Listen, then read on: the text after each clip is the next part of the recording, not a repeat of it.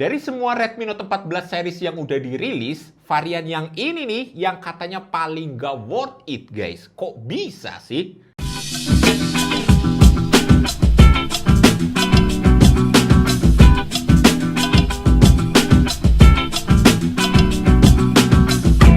Oke, jadi ini dia Redmi Note 14 Pro Plus 5G. Versi paling mentok kanannya dari Redmi Note 14 series yang dirilis Xiaomi Indonesia sebulanan yang lalu. Buat harganya sendiri, start 5.499.000 untuk yang 8/256 GB dan 5.999.000 untuk yang varian tertingginya di 12/512 GB. Ya, memang harganya ini mepet banget sama Xiaomi 14T yang varian basic ya, yang harganya ini 6.499.000.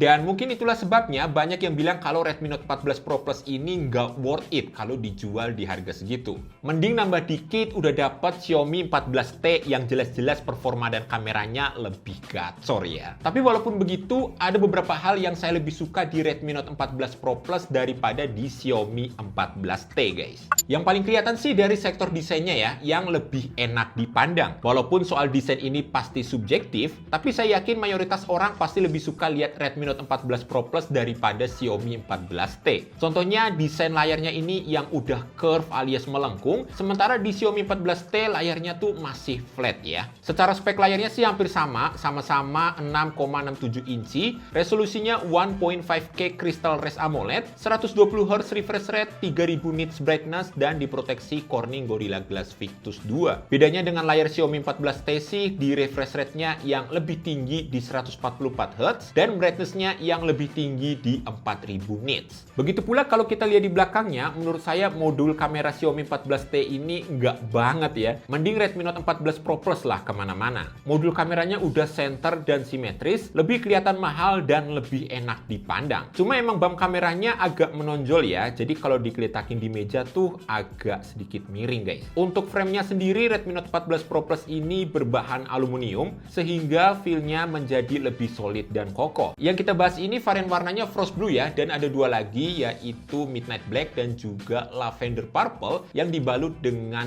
vegan leather. Untuk sektor kameranya dia masih sama dengan generasi sebelumnya, resolusi kameranya ini super tinggi di 200 megapiksel, lalu ada lensa ultra wide 8 megapiksel dan sayangnya masih ada lensa makro 2 megapiksel. Mungkin ini juga jadi salah satu alasan kenapa Redmi Note 14 Pro Plus 5G ini kurang worth it di harga segini ya. Karena kalau dibandingin dengan versi India, itu ternyata ada lensa telefoto 50 megapiksel. Walaupun untuk kamera utamanya juga sama 50 megapiksel guys. Saya sih nggak tahu ya kenapa Xiaomi Indonesia bisa bedain spesifikasinya, tapi yang jelas kalau misal ada lensa telefoto pasti harganya akan naik lagi guys, dan jangan-jangan bisa sama kayak Xiaomi 14T lagi harganya. Buat hasil foto dari lensa 200 megapikselnya sih menurut saya udah oke. White balance-nya cukup akurat serta punya detail yang sangat tinggi. Di 2 kali bahkan 4 kali zoom-nya pun masih oke dan ready to post banget di sosial media. Dari setiap foto yang saya ambil ini punya karakter warna yang konsisten karena dihasilkan dari satu lensa yang sama. Simpelnya sih ini cropping langsung dari sensor kameranya yang 200 megapiksel tadi. Kalau istilah di dunia pergadgetan tuh namanya in-sensor zoom ya. Alias bisa ngezoom dengan hasilnya maksimal tanpa ada lensa telefoto dedicated. Lensa 200 megapikselnya ini juga punya OIS yang berguna banget buat kita foto-foto di malam hari. Dengan bantuan OIS, foto yang ditangkap tuh akan menjadi lebih detail sehingga menghasilkan foto yang minim noise dan punya tingkat detail yang tinggi. Kalau lensa ultrawide-nya sih ya hasilnya so-so aja, detailnya langsung berasa banget jomplangnya. Dari yang 200 megapiksel tadi, di sini cuma 8 megapiksel doang. Buat kamera selfie-nya yang 20 megapiksel menurut saya punya kualitas yang lumayan bagus, terutama saat mengambil foto selfie di kondisi terang, detailnya ini tinggi, warnanya juga cukup pop up, dan yang saya suka karena ada dua opsi angle yang lebih luas, jadi masih cocok buat grup selfie. Oke, ini adalah contoh perekaman menggunakan kamera belakangnya Redmi Note 14 Pro Plus. Ini di resolusi 1080p 30 fps ya, dengan video stabil guys.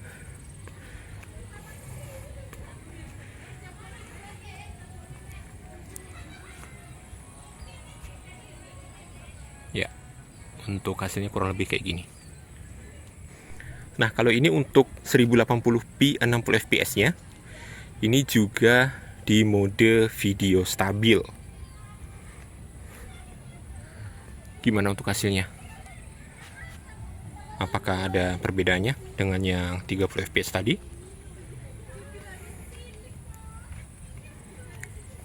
Nah, kalau ini untuk resolusi 4K 30 fps-nya, dan untuk 4K 30 fps-nya ini dia nggak bisa ngaktifin mode video stabilnya, guys.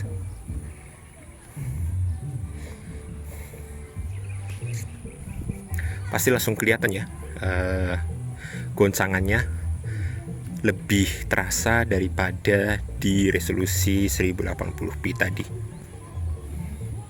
Nah, kalau ini untuk kamera depannya, ini di resolusi 1080p 30 fps. Dan kalau untuk di kamera depannya, guys, ini nggak ada mode video stabilnya. Jadi dia ya seperti ini hasilnya.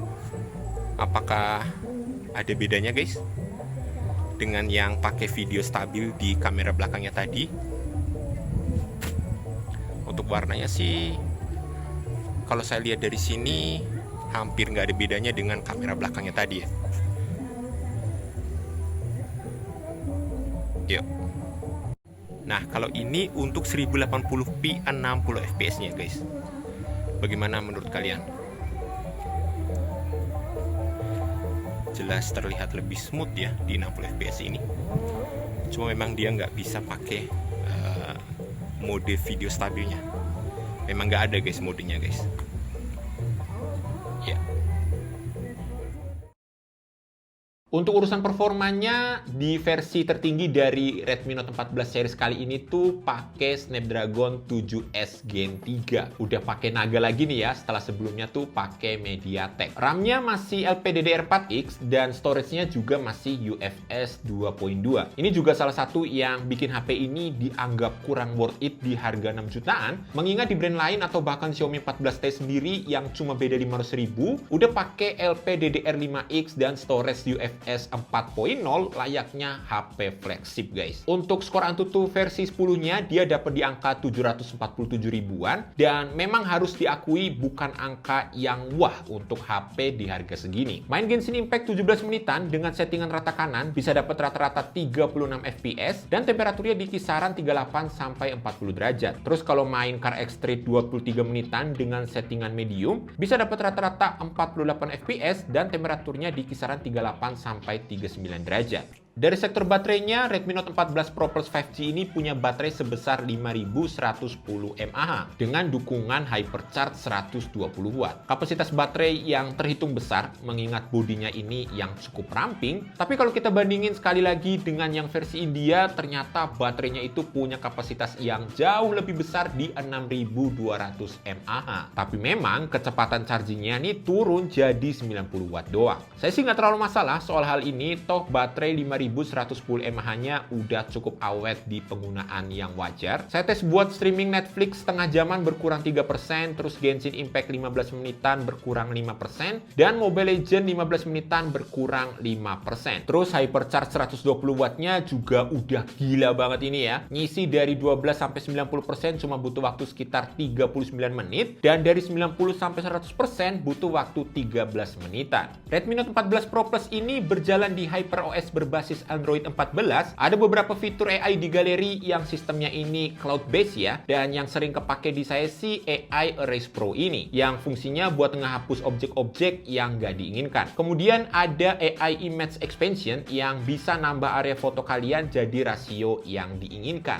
Nggak ketinggalan, ada sertifikasi IP68 yang memungkinkan HP ini kerendam sedalam 1 meter selama setengah jam. Dia juga punya stereo speaker by Dolby Atmos yang keluaran suaranya ini bikin saya amazed ya. Antara speaker atas dan bawahnya berasa balance, dan kalau saya set di volume yang tinggi, itu nggak kedengeran cempreng atau pecah.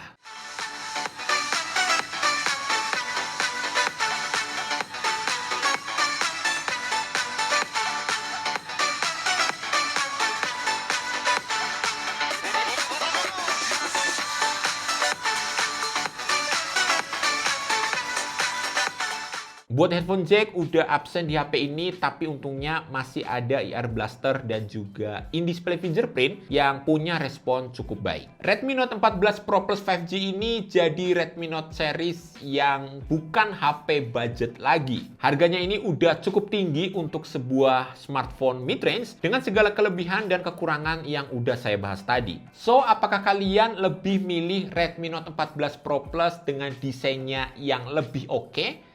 Atau mending Xiaomi 14T aja nih, dengan desainnya biasa aja, tapi performa dan kameranya jelas lebih gacor guys.